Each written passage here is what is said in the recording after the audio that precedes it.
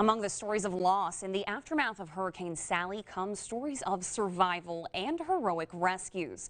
Drexel Gilbert now with the story of a man who clung to life in the waters of the Intercoastal for 5 hours before being rescued by strangers who he now calls friends. When Chris Harper decided to ride out Hurricane Sally on a boat in the Oyster Bar Marina, he had no idea what was coming. Roughly at about 2 o'clock in the morning, I abandoned ship, go in the water. I survive somehow in the marina for maybe 2 or 3 hours, just bobbing up and down, hanging on to whatever I could.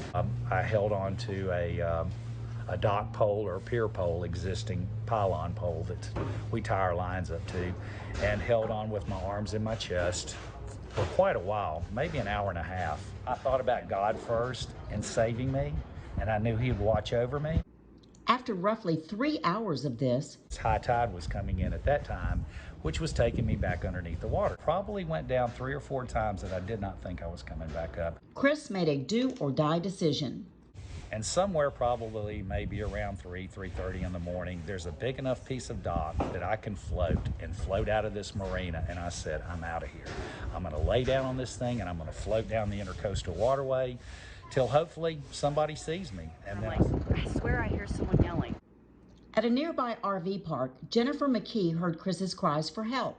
So he came down to the water, and then right over there on that pillar is where we learned that it was Chris. He is Josh McKee, Jennifer's husband.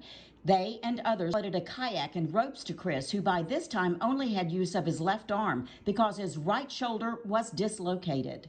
Kayak flipped over, so that wasn't going to work, and we just said, I can swim out to him. So I swam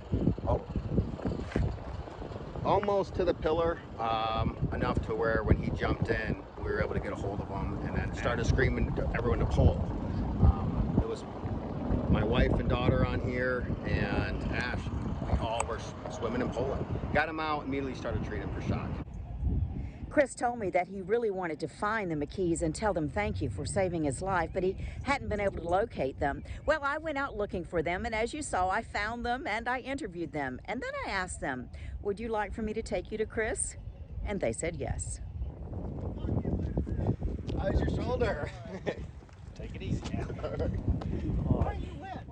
Hurricane heroes, a will to live, and faith turned this hurricane nightmare into a story of survival, heroics, and new friendships. Saved my life. He saved my life. His family saved my life.